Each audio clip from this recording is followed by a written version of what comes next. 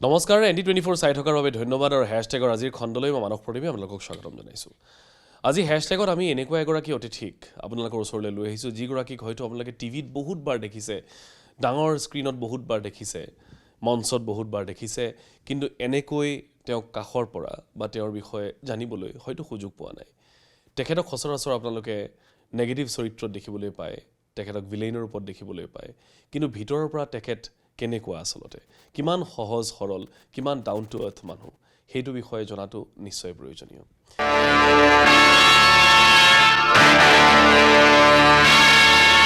रणवीर का खून करने से पहले तुझे अपने अंजाम का ख्याल नहीं आया? तुझसे 1000 बार कहा है कि उस कमिश्नर के बेटे के साथ मत घुमा कर। अब तुम्हें मुझसे कोई भी नहीं बचा सकता। तुम्हारा वो साजन भी नहीं जिसके लिए तुम गा रही थी। मेरे साजन की बात तो छोड़िए, आपके लिए ये रेत ही बहुत है। ये हरिया, चल पहले तू आजा। नहीं, मैं 5000 में अपनी जमीन नहीं बेचूंगा। मैं नहीं लगाऊंगा अंगूठा। काली जी दादा, जो अंगूठा हमारे काम ना आए, उस अंगूठे का हरिया के हाथ पर क्या काम? काट दे उसे। नहीं, नहीं, छोड़ दे मुझे, छोड़ दे मुझे, छोड़ दे, नहीं, नहीं, আজি হেশটেগৰ অতিথি আন কোনো নহয়, বলিউডৰ খ্যাতনামা অভিনেতা रज़ा मुराद। मुराद सर, बहुत बहुत स्वागत है असम में। Thank you so much sir, बहुत सारी बातें आपसे करनी है, लेकिन पहले असम के बारे में कुछ जानना चाहेंगे आपसे। ये असम पहली दफ़ा है या इससे पहले आप आ चुके हैं? नहीं, आसाम तो कई बार आ चुका हूँ। जी। गुवाहाटी आ चुका हूँ, नागांव आ चुका हूँ, और सिलचर कहाँ है? असम में ही है। हाँ, सिलचर आ चुका हूँ। जी। तो पहला मौका है डिब्रूगढ़ आने का। और मैंने जब गूगल कंघाला तो पता चला कि डिब्रूगढ़ और मुंबई का फासला जो है वो 3000 किलोमीटर से ज़्यादा है। जी। फासला कितना भी हो, यहाँ के सारे फासले मिट गए। मुझे ऐसा नहीं लगा कि मैं घर से बहुत दूर आ गया हूँ या मैं डिब्रूगढ़ पहली बार आया हूँ। जो सम्मान, जो प्यार, जो स्नेह, जो प्रेम मुझे मिला, मेरे पास अल्फाज नहीं हैं बयान करने के कि कितना प्यार मुझे आपके शहर से मिला है। हम आपके शुक्रगुजार हैं सर, आप हमारे बीच आए। और हर शहर के, हर जगह की एक विशेषता होती है। जी जी। आप असम पहले भी आ चुके हैं, जी। तो असम की क्या चीज़ आपको सबसे ज़्यादा भाई है आज तक? मेहमान नवाजी, लोगों में शालीनता है, जी। सीधे स्वभाव के हैं, और उसके अलावा यहाँ के चावल बहुत अच्छे हैं। जी। यहाँ की चाय बहुत अच्छी है। जी। और वो एक छोटा चावल आता है, बड़ा जोहा चावल बोलते हैं। जोहा। जी। वो बड़ा खुशबूदार होता है। जी जी। तो पहली बार जब मैं वो चावल लेकर गया था गुवाहाटी से, जी।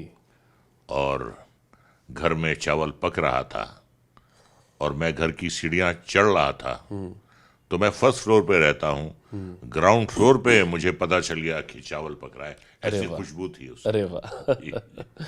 ठीक है सर, हम व्यवस्था करेंगे आपको, अगर इस बार भी हम थोड़ा बहुत आपको मेहमान नवाजी कर सके तो। सर, आपका जो एक्टिंग की लाइन है उसके बारे में तो हम बहुत सारी बातें करेंगे, लेकिन पहली बात जो सबको आपके बारे में अगर हम बोले तो पहली बात जो जहन में आती है वो है आपकी आवाज़। जी सर, उसके बारे में थोड़ा बताइए, कैसे मिला? ये गॉड गिफ्टेड है आवाज़? आप कुछ प्रैक्टिस करते हैं, कुछ एक्सरसाइज करते हैं आवाज़ के लिए? नहीं, ऐसा मैं कुछ नहीं करता हूँ। मेरे वालिद साहब, अपने वक्त के मशहूर एक्टर मुराद साहब, जी। बड़ी शानदार पर्सनैलिटी थी उनकी।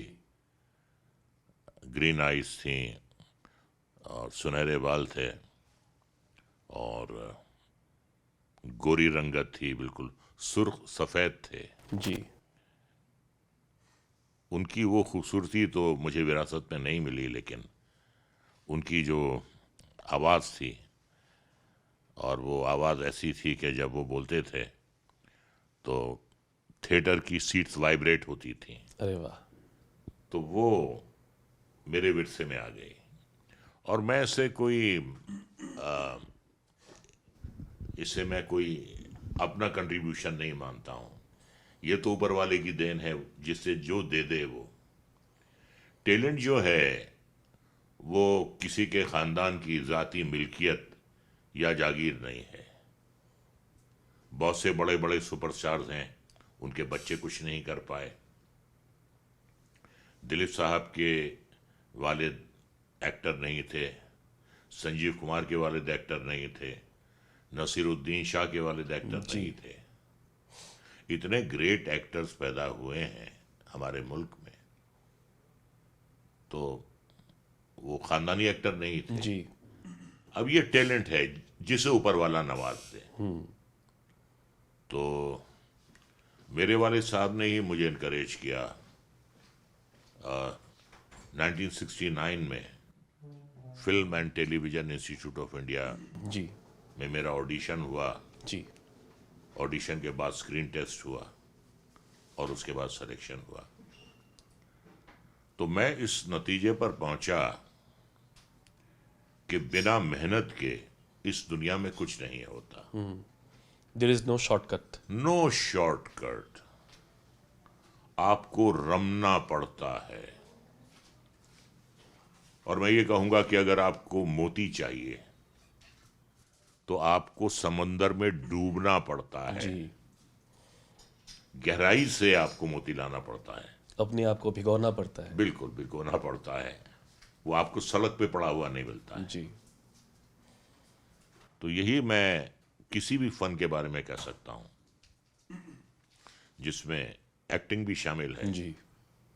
कि आपको खुद को उसमें डुबोना पड़ता है, गहराई तक जाना पड़ता है।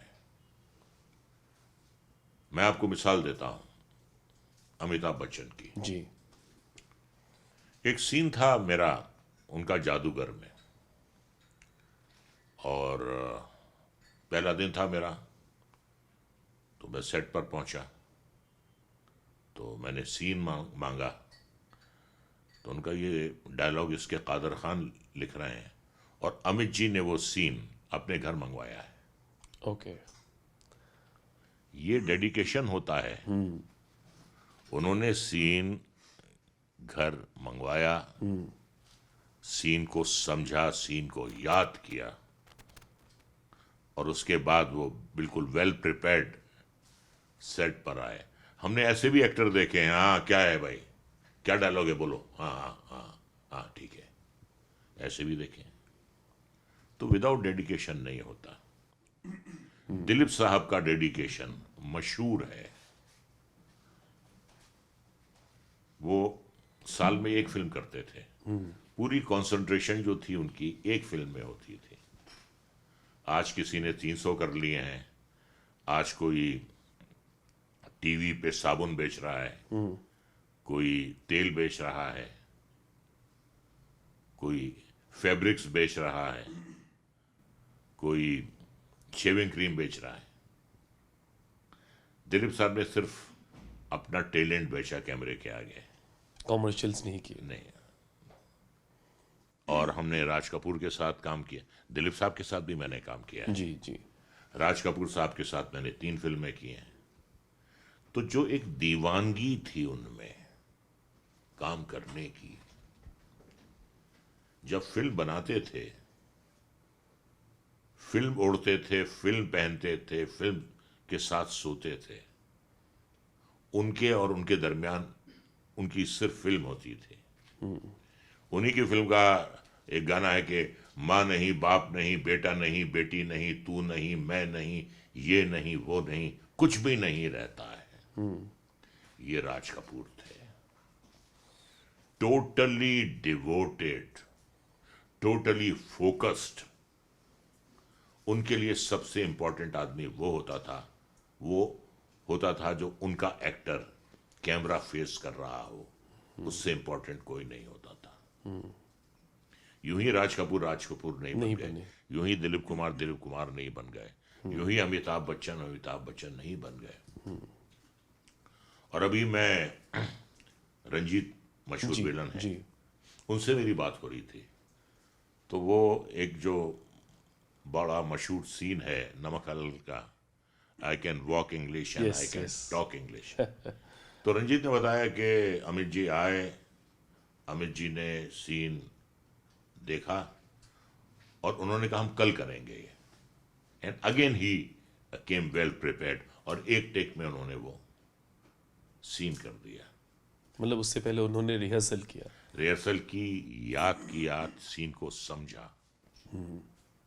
बहुत कम लोग हैं ऐसे सिंसियर आजकल, they take their success for granted. Yes और अमित जी एक अच्छे एक्टर होने के साथ साथ ही इज थॉरोली प्रोफेशनल। 7 बजे का मतलब है 7 बजे सेट पर, डबिंग के लिए आते हैं 7 बजे, मालूम हुआ कि उसका जो है केयरटेकर वो चाबी लेकर ही नहीं आया, वो ही नहीं पहुंचा है। तो अगर वो पिछले 55 साल से आफ्टर जंजीर if he still holds that position, उसके पीछे कोई ना कोई वजह होगी। इस पे एक शेर है जी कि नजर नजर में उतरना कमाल होता है, नजर नजर में उतरना कमाल होता है, नफस नफस में बिखरना कमाल होता है, बुलंदियों पर पहुंचना कोई कमाल नहीं, बुलंदियों पर पहुंचना कोई कमाल नहीं, बुलंदियों पे ठहरना कमाल होता है। क्या बात है, तो क्या वो जो बात ठहरे है। हुए हैं जी जी बिल्कुल। पिछले 50 साल से, और आज की जनरेशन के साथ भी वो कंधे से कंधा मिलाकर चलते हैं। जी बाकी कितने एक्टर्स हैं जो अपने जमाने में स्टार थे, सुपरस्टार थे, आज घर पे बैठे हो। जी आपको आज की जनरेशन के साथ जो उनकी स्पीड है उसके साथ आपको चलना है, तभी आप आज चल सकते हैं। नई जनरेशन जो है वो बहुत फास्ट है अपने काम में। जी When they come on the sets, they mean business. पापा जी तुसी तोप हो, पापा जी तुसी पोप हो, पापा जी की लोगे की खाओगे, नहीं। When you on the sets, they mean business. आपको काम करना है, जो खाना पीना है आप खा पी कर आइए घर पे खा पी के घर पर, या अपनी वहाँ पे जो वैनिटी व्यवस्था वैन है। में जी वहाँ खा कर आइए। सर आपके बातों से ये तो साफ जाहिर है कि आप you have been a really hard working actor, लेकिन उसके बाद भी अगर कई दफ़ा आपको ये सुनना पड़े कि एक्टिंग आपको विरासत पे मिली है, तो how do you react to that sir? नहीं नहीं, बिल्कुल नहीं, बिल्कुल नहीं। अजय देवगन एक बहुत ही कामयाब जी एक्टर हैं। जी उनके वालिद स्टंट कोऑर्डिनेटर थे। जी यही बात मैं कह सकता हूं इनके लिए। जो नए एक्टर हैं उनका नाम याद करता हूं, विकी कौशल के बेटे, क्या नाम है उनका, नाम याद नहीं आ रहा है उनका। मतलब उनके पापा। हाँ पापा, क्या नाम है, अच्छा खैर चलिए आगे बढ़ते हैं। जी जी तो देखिए बात वही है कि पेडिग्री जो है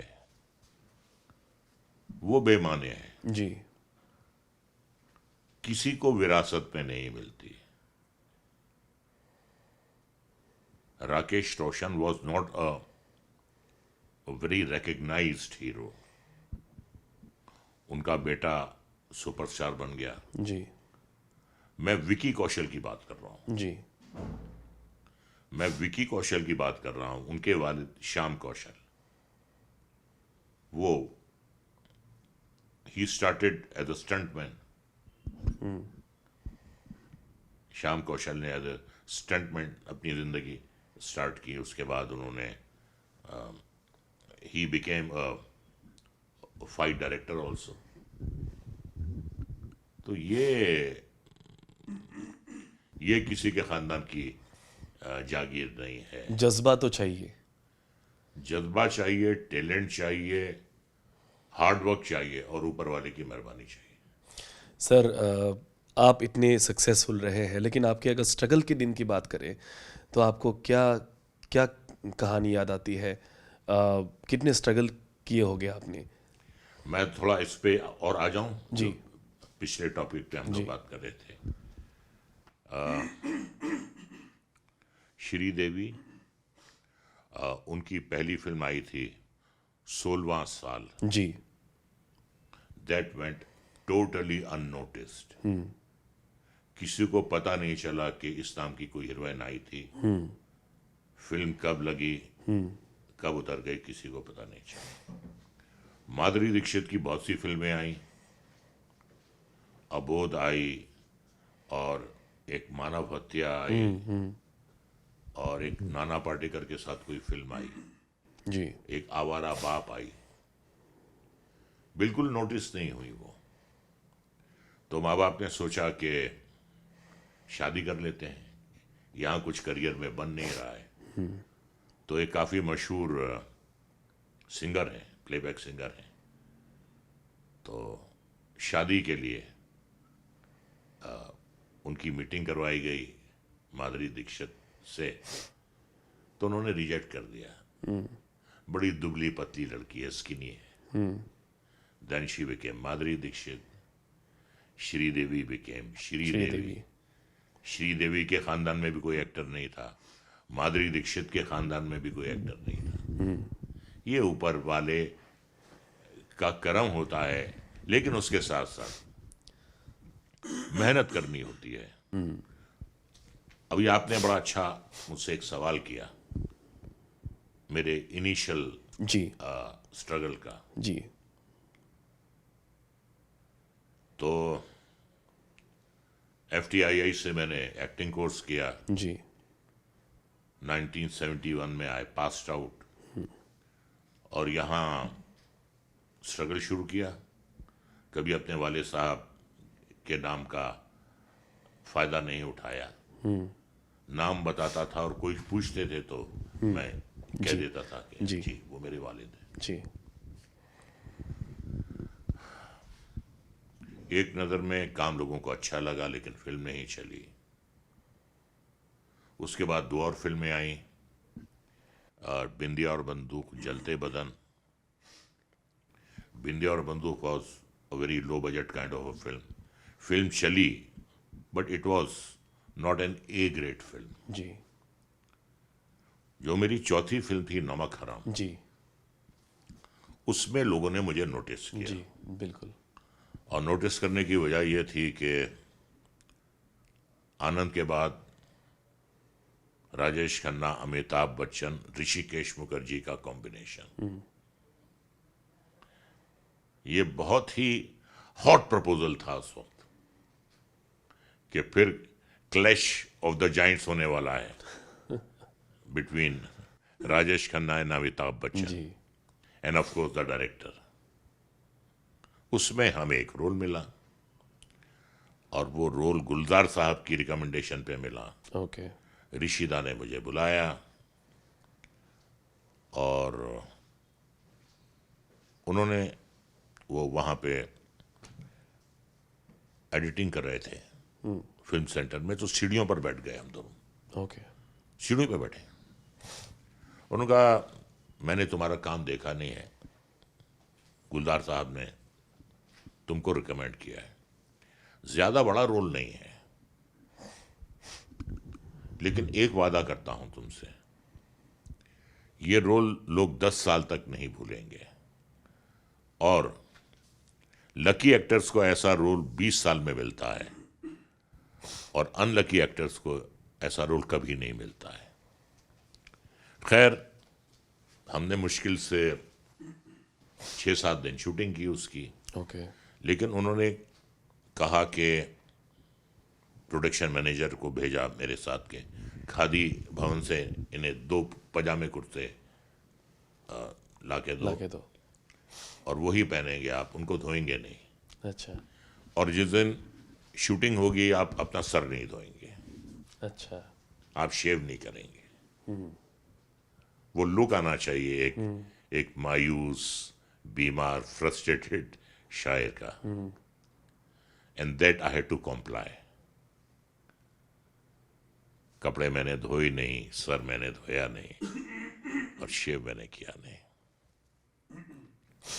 पहले दिन सेट पर पहुंचा, राजेश खन्ना साहब से हमारी मुलाकात नहीं थी, और उस दिन कुछ 2000 लड़कियां सेट पर आई थी ओके काका जी के दर्शन करने। ओके। तो मेरा परिचय हुआ, खड़े होकर मिले मुझसे ठीक से। अच्छा, बच्चन साहब से तब तक आपका ताल्लुकात था? नहीं, बच्चन साहब के साथ मैं एक नज़र कर चुका था। अच्छा, तब तक। काका जी से पहली बार मुलाकात हुई थी सेट। जी। बहरहाल मैं थोड़ा नर्वस था, और पहले टेक में कुछ 7 रीटेक हुए, अच्छा। 8वां टेक अच्छा हुआ। उसके बाद एक शेर पढ़ना था मुझे। अब मेरी एडवांटेज ये थी कि वालिद साहब को शेर व शायरी का बड़ा शौक था, जी।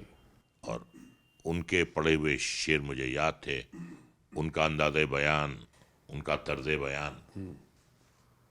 तो शेर यह था कि जीने की आरज़ू में मरे जा रहे हैं लोग, जीने की आरज़ू में मरे जा रहे हैं लोग, मरने की आरज़ू में जिए जा रहा हूं मैं।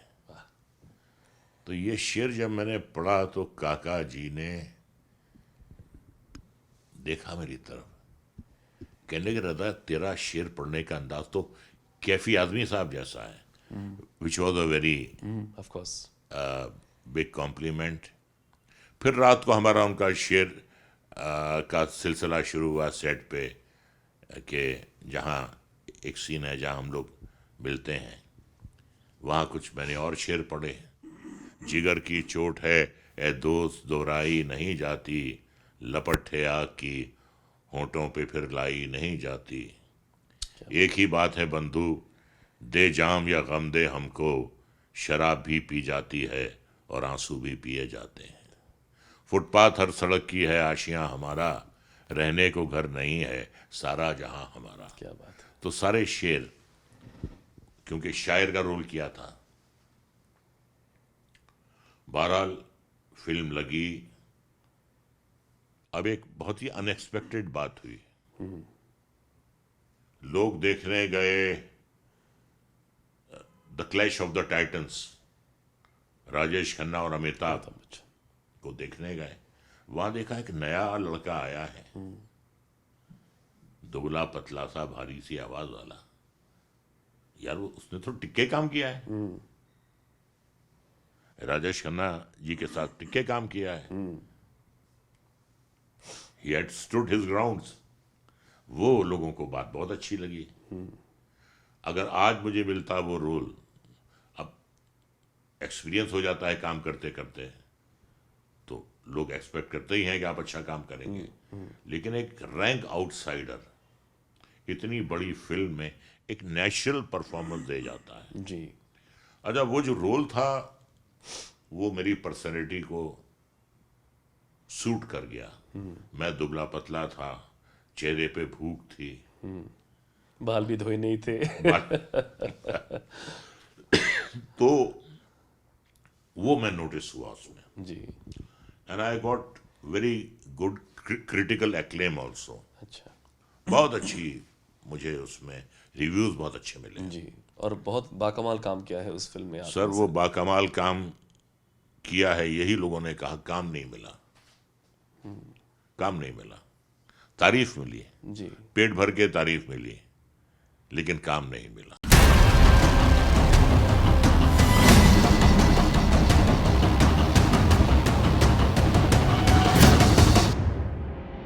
सर वही मैं आपसे पूछना चाहता था कि अगर हम उस फिल्म को आपकी टर्निंग पॉइंट कहे, तो उसके बाद की जर्नी आपका कैसा रहा सर, उस फिल्म के बाद? काफी लंबा गैप आया।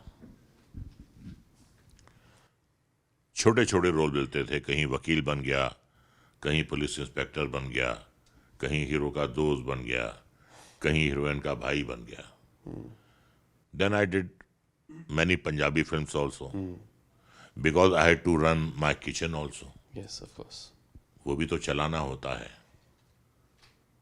तो एक बार मेरे एक दोस्त ने कहा कि तुमने जिंदगी में बड़ी गलतियां की छोटी फिल्में करके. मैंने कहा मैंने गलतियां नहीं की, मैंने कॉम्प्रोमाइज किया. मैंने समझौता किया जिंदगी में. समझौता करना भी जरूरी होता है. वो लचकदार पेड़ ही होते हैं जो तूफान में को सह जाते हैं लचक कर. जो अकड़े खड़े रहते हैं वो उखड़ जाते हैं. जी बिल्कुल. तो उसके बाद ये सिलसिला चलता रहा 7 साल. ये जो छोटी रोल्स की आपने बात की है, उसका महत्व आपके जीवन में कितना है? उन रोल्स ने आपको कितना सहाय किया या कितना आपको विचलित किया होगा? नहीं, बस ये था कि I had to do something. काम तो मुझे करना था, सर्कुलेशन में मुझे रहना था. और I had to keep my kitchen warm also.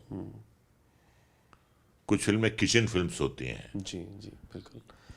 The films which look after your kitchen. तो मैं करता रहा, बट मैं मुतमईन नहीं था. I was not satisfied. और मैं ये कहता था अपने आप से कि ये तेरी मंजिल नहीं है, तुझे तो आगे जाना है.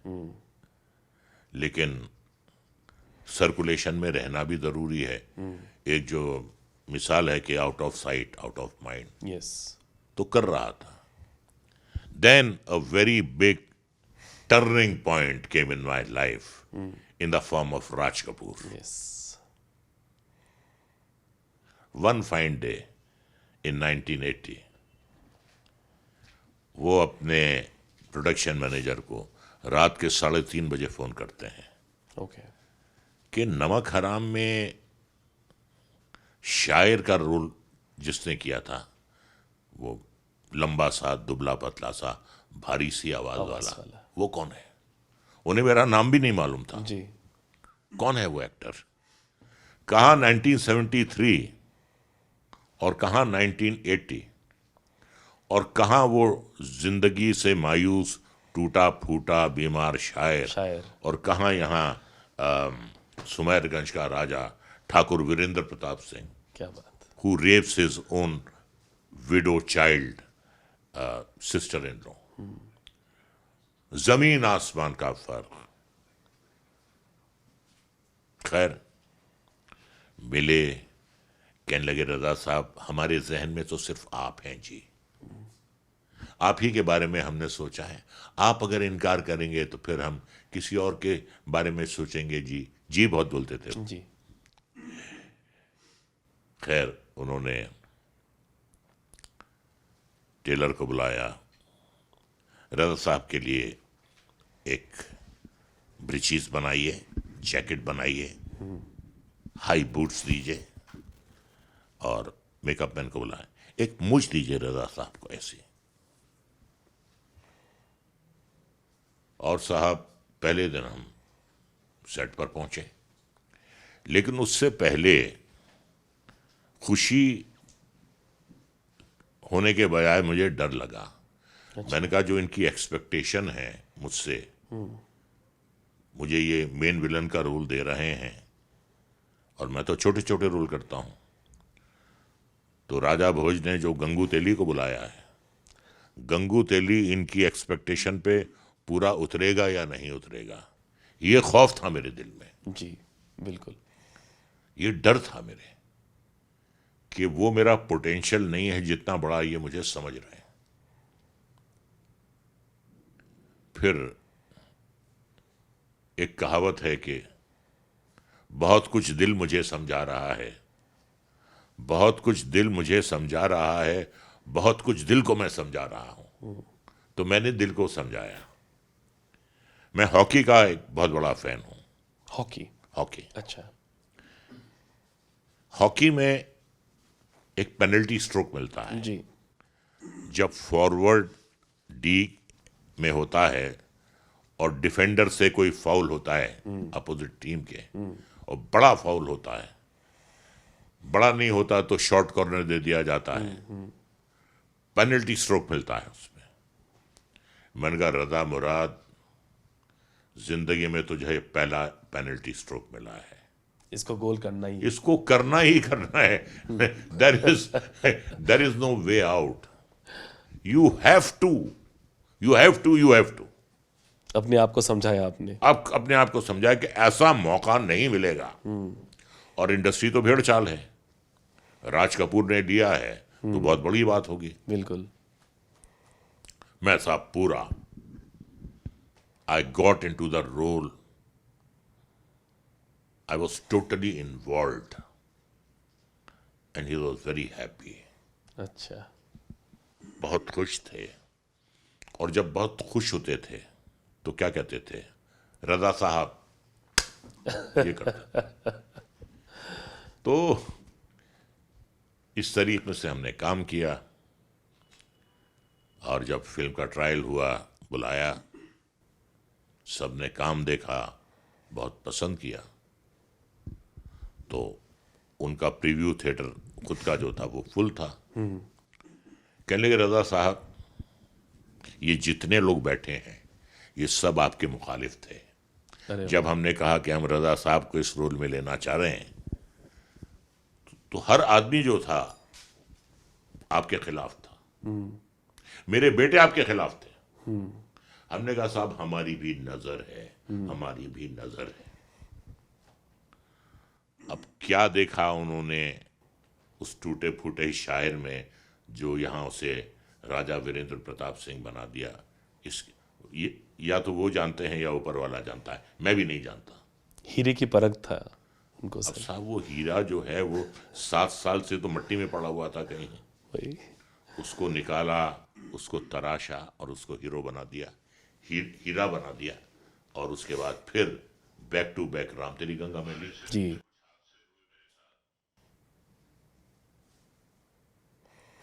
एनीवे, हाँ। राम तेरी गंगा मैली। जी। राम तेरी गंगा मैली में उन्होंने मेरा स्क्रीन टेस्ट लिया। ओके। कहने लगे रजा साहब, मुझे आपके टैलेंट से कोई इनकार नहीं है, लेकिन मैंने एल्डरली रोल में आपको नहीं देखा है आज तक। अच्छा। और राम तेरी गंगा मैली की जब शूटिंग शुरू हुई थी, I was only 33 years old. अच्छा। उन्होंने कहा मुझे एज ग्रुप चाहिए 55-60 का। ओके। तो एक बार मैं गेटअप में आपको देखना चाहता हूँ। ओके। फिर एक नया चैलेंज। बिल्कुल। और कह लगे मैंने डिम्पल का और पद्मनी कोल्हापुरी का भी मैंने स्क्रीन टेस्ट लिया। और मैंने उन्हें नहीं लिया स्क्रीन टेस्ट लेने के बाद। इनडायरेक्टली ये कहा था कि अगर आपको भी ना लूं हाँ, तो बुरा नहीं मानिएगा। अच्छा। मुझे डायलॉग दिए गए, मेकअप करके, विग लगाकर, कॉस्ट्यूम पहनकर मैं सेट पर पहुंचा डायलॉग याद करके। क्यों देखा मुझे?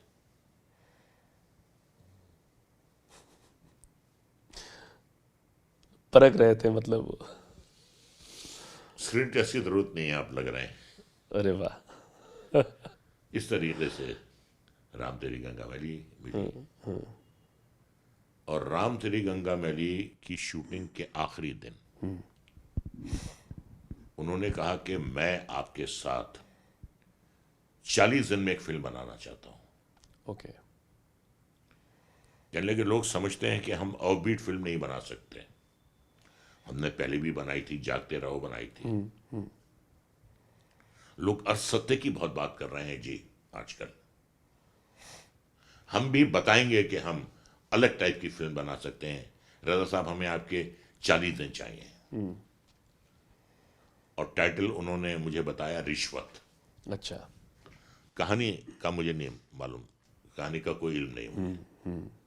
लेकिन ये बात उन्होंने मुझसे की। हिना का रोल उन्होंने मुझे सुनाया। ओके। हिना के उन्होंने 2 गाने भी रिकॉर्ड किए। हिना का रोल सुना के गए थे, लेकिन सेहत ने, जिंदगी ने इजाजत नहीं दी। ओके। एंड देन राम तेरी गंगा मैली was a run away hit. और मैं समझता हूं कि शायद ही वो रिकॉर्ड टूटे। मुंबई में 38 सिनेमाज में लगी थी। First week 100%, second week 100%, third week 100%, अरे बाप रे। Fourth week 98.37%। अच्छा, तो लगातार 4 मतलब जी जी। देन फिर तो उसके बाद बांध टूटा काम का और बाढ़ आ गई मेरे पास। मैं भी भूखा था। 71 में आया, 85 में राम तेरी गंगा मैली लगी, back to back 2 Raj Kapoor की हिट फिल्मों का मेन विलन। फिर साहब बाढ़ आ गई, खूब काम आ गया। 18 घंटे हमने काम किया और उसके बाद फिर पीछे पलट के देखने का मौका नहीं मिला। और आज हम आप सब आपको रजा मुराद के तौर से जानते हैं।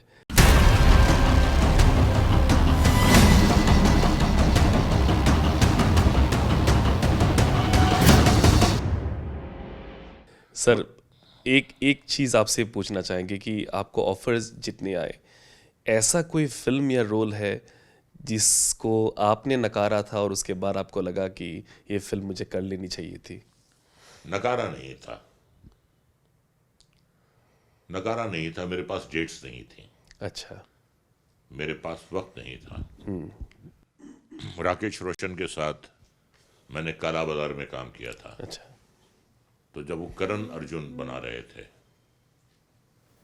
तो अमरीश जी का रोल उन्होंने ओह अच्छा। मुझे ऑफर किया। उस जमाने में मैं वो कर रहा था, घुटन नाम का सीरियल कर रहा था, घुटन। और उसकी शूटिंग होती थी मसूरी में। ओके। तो उन्होंने 2 महीने मेरे लिए हुए थे।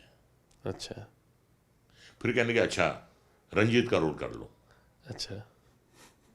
फिर मैं फंसा हुआ था, तो वो मैं नहीं कर पाया। मुझे अफसोस नहीं है, because that was not my fault. I did not reject the role. मैंने रिजेक्ट नहीं किया था, लेकिन मजबूरी थी। तो ये एक इंसिडेंट है मेरे साथ। जी सर, आपके घर के बारे में कुछ अगर हम बात करें, पहले आपके पिताजी वो फिर फिल्म में थे, लेकिन माहौल कैसा था आपके पूरे परिवार में? एक फिल्मी माहौल था या आपसे आप पे कोई प्रेशर था कि आपको एक्टर ही बनना है कि कोई और बनना नहीं है? नहीं, ऐसा कुछ नहीं था। ऐसा कुछ नहीं था। एक ट्रेडिशनल माहौल था हमारे घर का। जी मेरी वालिदा भोपाल की थी, मेरे वालिद रामपुर के थे। जी। और हमारे यहाँ कोई फिल्म वाले नहीं आते थे। जी। आते थे तो वालिद साहब से मिलने, रोल डिस्कस करने या प्राइस डिस्कस करने आते थे। तो हमारी फैमिली उनमें से नहीं थी कि साहब फिल्मी पार्टियां कर रहे हैं और फिर फिल्मी पार्टियों में जा रहे हैं। ऐसा कुछ नहीं था।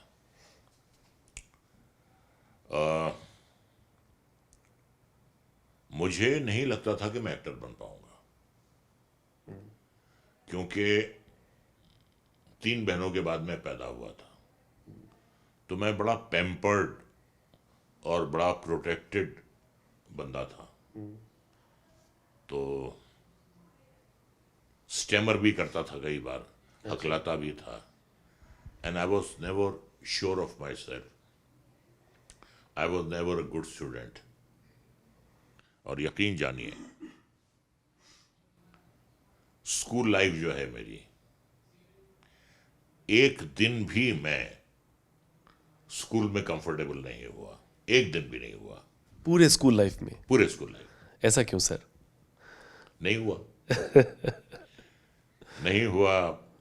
स्कूल से कुछ खौफ होता था, अच्छा। अनइजीनेस होती थी। और फ्राइडे को बड़ा खुश होता था मैं, क्योंकि शनिवार को ऑफ होने। शनिवार और संडे। जी। फ्राइडे को बड़ा खुश कि कल सैटरडे है। सैटरडे को बड़ा खुश कि कल कल संडे संडे है। संडे से टेंशन मायूस। शुरू होती थी, कल अरे से यार स्कूल कल है। से स्कूल जाना। सर 50 साल बाद आज आपको क्या लगता है कि स्कूल ना जाने की वजह क्या हो सकती थी? टीचर्स, एग्जाम्स या पढ़ाई?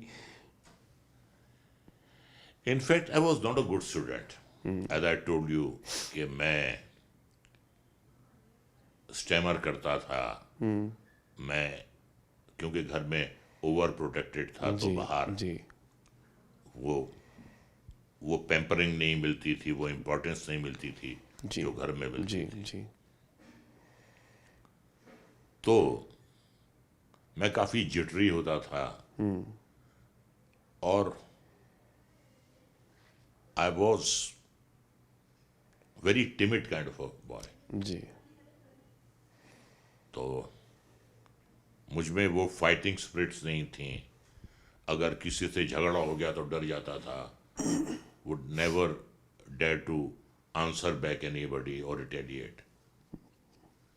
ये कमजोरियां थी मुझ में, एंड आई वॉज अवेयर कि ये मुझ में नहीं होना चाहिए। I should not be like this, I should change. कमजोरियों का एहसास था मुझे। और 6th स्टैंडर्ड में 2 बार फेल हुआ। अच्छा तो स्कूल ने कहा कि दरवाजा खुला हुआ है, आप जा सकते हैं। सबसे बड़ी जो वजह थी वो थी मैथ्स एंड साइंस। ओके इनमें तो फेल होना ही होना था, बाकी मैनेज कर लेता था। जी। Geography, history, moral science, Hindi second language manage कर लेता था। लेकिन कभी मैं मैथ्स और साइंस साइंस में पास नहीं हुआ, तो फिर आप पास कैसे होंगे? तो अटकी, मतलब नैया वहीं पे अटकी थी आपकी। हाँ, ऐसी अटकी के डूब गई। लेकिन फिर भी आपने अपने ड्रीम्स को कभी आपने अंडरस्टिमेट नहीं किया, आपने ड्रीम्स को फॉलो की। और हम सब जानते हैं कि आपके पिताजी जो एक्टिंग में थे, आपने खुद बोला कि वो विरासत में नहीं बोलूँगा, लेकिन एक घर में एक Inspiration माहौल तो था। मिलती जी, है। इंस्पिरेशन है। सर अगर हम इंस्पिरेशन की बात करें तो आपने बहुत सारे महान कलाकारों के साथ अभिनय किया है। जी, जी। तो आपको सब में से अच्छा जो एक्सपीरियंस था आपका फिल्म के दौरान, शूटिंग के दौरान, वो किन के साथ रहा? 2 एक्टर्स हैं,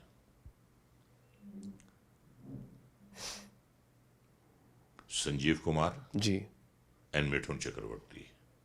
आपने हीरोज की बात की है, जी जी जी जी मैं कैरेक्टर एक्टर्स की बाद में बात करता हूं। Okay Sanjeev Kumar least bothered के सामने वाले ने क्या कहा है, मैं क्या कह रहा हूं, मुस्कुराते रहते थे अच्छा और सिगरेट पीते रहते थे।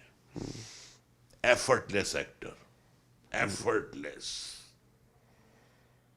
कभी लगा ही नहीं कि आप इतने बड़े किसी महान का, मैं उनको महान कलाकार मानता हूं। ओके कभी किसी बात में उन्होंने इंटरफियर नहीं किया, मुस्कुराते थे, अपना काम करके चले जाते थे। सेकंड इज मिठुन चक्रवर्ती। कुछ हीरोज हैं वो 25 बार आपको कुत्ता बोल दें, आप एक बार भी नहीं बोल सकते। आप नहीं बोल सकते, नहीं यार कुत्ता मत बोलो मुझे। अरे मैं तुझे थोड़ी बोल रहा हूं, मैं रदा मुराद हूं और तू हीरो है। रदा मुराद हीरो को पर्सन ही नहीं कह रहा है, रदा मुराद एक कैरेक्टर प्ले कर रहा है जो दूसरे कैरेक्टर को गाली दे रहा है। जी। बट वो कह ले कुछ भी, आप नहीं कह सकते। मिठुन चक्रवर्ती को आप मारिए, उसे कुत्ता कहिए, उसे गालियां दीजिए, उसकी पिटाई कीजिए, he was never bothered about it. उसे कोई कॉम्प्लेक्स नहीं था। तो ये 2 ऐसे हीरोज हैं जिन्हें मैं सबसे अच्छा कोस्टार मानता हूं। जी और 3 एक्टर्स को मैंने अपना गुरु माना है, 3 को। जी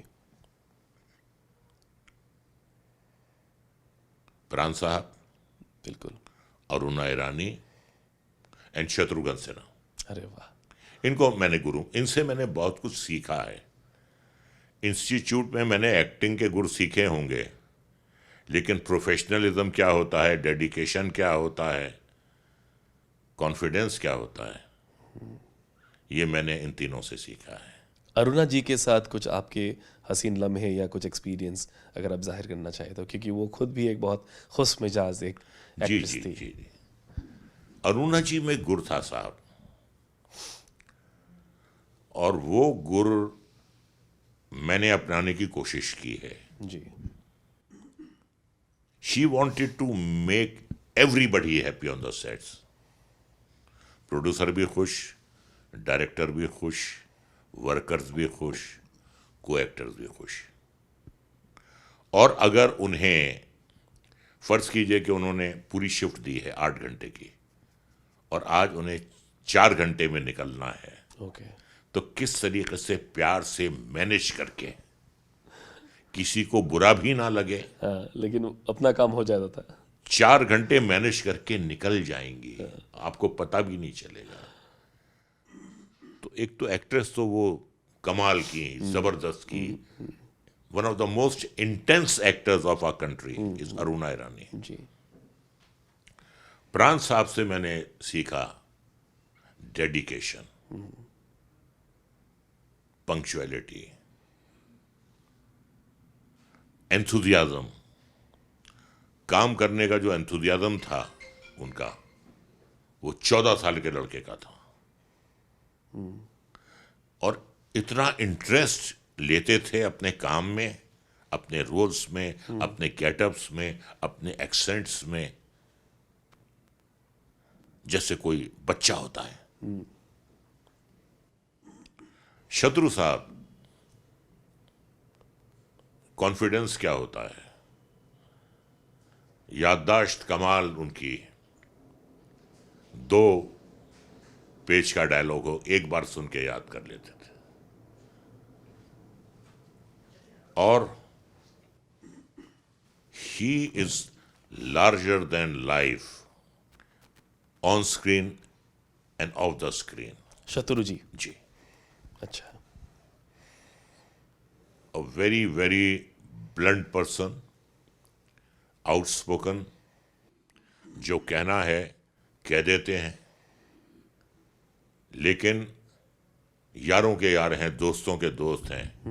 he'll stand by you through all thicks and thins, he'll stand by you। Confidence मैंने उनसे सीखा, हिम्मत क्या होती है वो मैंने उनसे सीखी, and how to hit back. अब तो खैर काफी मेलो डाउन हो गए हैं, but I have seen him in his heydays, हाजिर जवाब, फ्लैम्बॉयंट एंड फियरलेस, और अपने काम में टोटली कॉन्फिडेंट।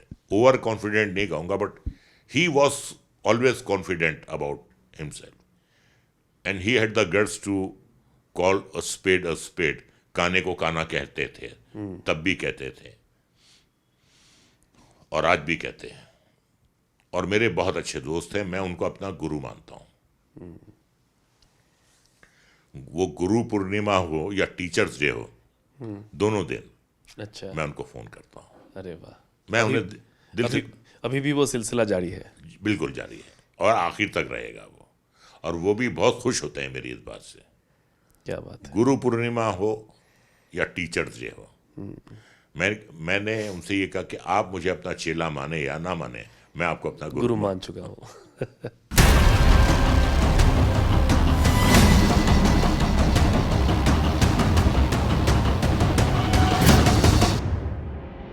हम आखिरी वक्त पे अभी आए हैं, 2-3 सवाल थे सर। पहला सवाल तो ये है कि अभी के जो जनरेशन है उनके एक्टिंग में और पहले एक्टर्स में आप कुछ डिफरेंशिएट कर पाते हैं? देखिए, पहले क्या था, फिल्मों में मेलो ड्रामा होता था जी, और कुछ बंदे टके सब्जेक्ट्स होते थे, जैसे मद्रास की टीयर जरकर फिल्म्स होती थी, फैमिली सब्जेक्ट्स। फिर लॉस्ट एंड फाउंड होता था, मेले में बच्चे बिछड़ गए। फिर डेकॉइट की फिल्में बनती थी, इस टाइप की फिल्में बनती थी, रिवेंज की फिल्में बनती थी। रिवेंज की। हाँ, उसमें ज्यादा मेलोड्रामा, ज्यादा चीखना चिल्लाना। आज के जो डायरेक्टर्स हैं वो एक रेवोल्यूशन लेकर आए हैं।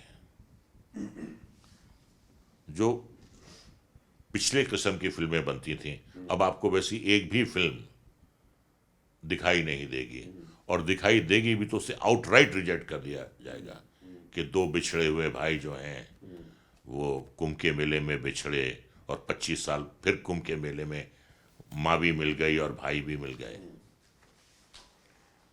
और वो बहनों के कैरेक्टर होते थे कि बहन या तो अपाहज है या बहन अंधी है और हीरो को उसकी शादी करना है, बिन बिहाई है, और एक दिन वो रेप हो जाती है, जबरदस्ती हो जाती है, और फिर हीरो उसका बदला लेता है।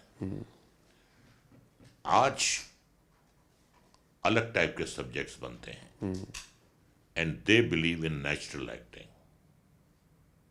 नेचुरल एक्टर्स पहले थे लेकिन कम थे।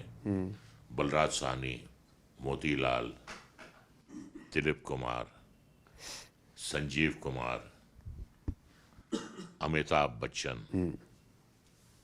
और बहुत सालों के बाद आए नसीरुद्दीन शाह जी, ओमपुरी। आज की जो जनरेशन है, all of them are very natural. हमें जो ट्रेनिंग दी जाती थी इंस्टीट्यूट में के be as natural as you can, आज वो बिना इंस्टीट्यूट में जाए भी आज के जो एक्टर एक्ट्रेसेस हैं बहुत बहुत नेचुरल हैं। सर आपको क्या लगता है कि ये जो ट्रांजिशन आया, ये ड्रामा से लेके आज ये नेचुरल स्टोरी टेलिंग में या एक्टिंग में, वो ट्रांजिशन कब आया सर, आपको क्या लगता है? देखिए, पहले हर फिल्म में विलन होता था, विलन के बगैर फिल्म नहीं बनती थी। अब 2 फिल्में ऐसी बनी जो ब्लॉकबस्टर्स हुई और उनमें विलन नहीं था। एक थी हम आपके हैं कौन, जी, कोई विलन नहीं। एक दिल वाले दुल्हनिया ले जाएंगे, जी, कोई विलन नहीं। Amrish ji was not a villain, he was a strict he father. was a traditional father and a nice person. कोई भी अपनी बेटी को गले में नहीं ढकेलना चाहेगा। जी बिल्कुल। तो वहां से फिर लोगों को लगा कि यार तू बिना विलन के भी फिल्म बनाई जा सकती बन सकती है। या पहले का जो विलन होता था जिसकी एंट्री पे औरतें थरथरा जाती थीं, जी, बच्चे माँ की गोद में छुप जाते थे, ऐसे कैरेक्टर बनना बंद हो गए।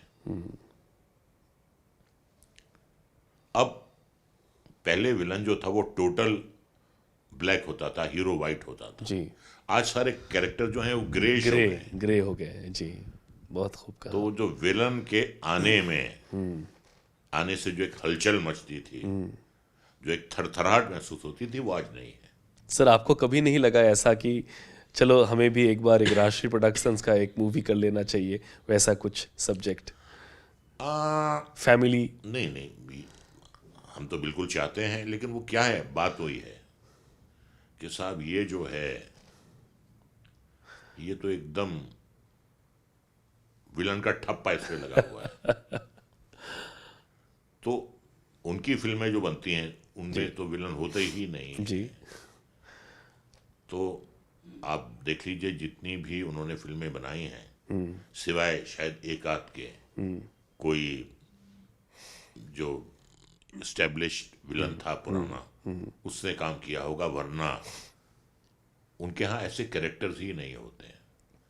अरे भाई हम पे ट्रस्ट तो करो यार। वही। एक एक्टर अगर कन्विंसिंगली बदनाम शायर कर सकता है, ठाकुर वीरेंद्र प्रताप सिंह कर सकता है, सर जॉन कर सकता है, जी, उसको भी मौका तो दो कुछ अलग करने का। रिस्क नहीं लेते लोग, वही कर problem पाएगा या नहीं कर पाएगा। और इसकी तो ये इमेज है, इस पे तो ठप्पा लगा हुआ है, पब्लिक एक्सेप्ट करेगी कि अरे नहीं। ये प्रॉब्लम है। सर इसी बात से अगर हम आपसे पूछे कि एक वर्ड बहुत आ रहा है सामने कि director's actor, sir have you ever been a director's actor? I have always been a director's actor. मैं ईगो घर पे छोड़ कर आता हूं, और जो मेरा डायरेक्टर कहता है I just comply, I just obey whatever he says. This is the reason कि राज कपूर साहब के साथ 3 फिल्में की, संजय लीला बंसाली के साथ मैंने 4 फिल्में की। अच्छा, another perfectionist. Yes of course. Ramleela, Bajirao Mastani, Padmaavat and Gangubai Kathiawadi. When he makes films, he means business. उसमें कोई रिश्ता विश्ता नहीं है, लेकिन जो उनको चाहिए वो चाहिए। And he is the hardest task master, उनसे बड़ा टास्क मास्टर कोई नहीं है। जो चाहिए वो चाहिए। अगर उन्होंने आपसे ये कह दिया कि भाई you have done a good job, तो आप फिर दुनिया में कहीं भी काम कर सकते हैं। भंसाली साहब, बंसाली साहब। वरना अगर आप उनको सेटिस्फाई नहीं कर पाए तो आपको लगेगा यार छोड़ो, ये एक्टिंग मेरा प्रोफेशन ही नहीं है यार, कुछ और काम करते हैं। वही, और इसीलिए शायद आपके हर किरदार को आज तक लोगों ने इतना एक्सेप्ट किया है, और आज भी आप इतने मशहूर है, इतने चहीते हैं आपके फैन फॉलोइंग के बीच। सर बहुत बहुत शुक्रिया। भाई ये तो मैं कहूँगा ऊपर वाले की मेहरबानी है और कुछ नहीं है। बस मैंने हमेशा मेहनत की है, जिस काम से मुझे शोहरत मिली है, इज्जत मिली है, रोज़ी रोटी मिली है, उस काम से मैं बिल्कुल एक ईमानदारी बरतने की कोशिश करता हूँ। बाकी ऊपर वाले पे छोड़ देता हूँ। अब इस शेर पे ख़त्म करूँगा जी बात बिल्कुल। कि क्या फ़ायदा फ़िक्रे बेशो कम से होगा, क्या फ़ायदा फ़िक्रे बेशो कम से होगा, हम क्या हैं कि जो कुछ हमसे होगा। क्या फ़ायदा फ़िक्रे बेशो कम से होगा, हम क्या हैं कि जो कुछ हमसे होगा। जो कुछ के हुआ हुआ करम से तेरे, जो कुछ के हुआ हुआ करम से तेरे, जो कुछ के होगा तेरे करम से हमसे होगा। क्या बात है, क्या बात है सर, बहुत बहुत शुक्रिया हमसे जुड़ने के लिए। हम आशा करते हैं आपसे फिर से बात करेंगे, फिर से मिलेंगे, और ढेर सारी बातें आपके निजी जीवन के और फिल्मों के बारे में हम ज़रूर बात करेंगे। Thank you sir. এয়া আছিলে আপোনালোকৰ সকলোৰে মৰমৰ শিল্পী ৰাজা মুৰাদ। তেখেত অসমলৈ আহিছে আৰু তেখেতে আশা কৰিছে যে আকৌ তেখেত অসমলৈ আহিব আৰু আমাৰ সৈতে কথা পাতিব। কিন্তু কথাটো ইমানেই যে আজিলৈকে ইমান অভিজ্ঞতা হোৱাৰ পাছতো আজিলৈকে কিমান প্ৰফেশ্যনেলি তেখেতে কাম কৰি আছে আৰু কিমান মানুহৰ সৈতে মিলি তেখেতে কাম কৰি আছে এতিয়ালৈকে আমি দেখিবলৈ পাইছোঁ। আমি শিল্পীসকলৰ পৰা দৰাচলতে এইটোৱে আশা কৰোঁ যে তেওঁলোকে যিমানেই ডাঙৰ শিল্পী হৈ নাযাওক কিয়, কিন্তু তেওঁলোকে মানুহখিনিৰ সৈতে যাতে জড়িত হৈ থাকিব পাৰে, আৰু তাৰে এটা একদম প্ৰকৃত উদাহৰণ হৈছে এইগৰাকী ৰাজা মুৰাদ। আমি আকৌ এবাৰ লগ পাম অন্য এটা অনুষ্ঠানত। আজিলৈ সামৰিছোঁ, নমস্কাৰ।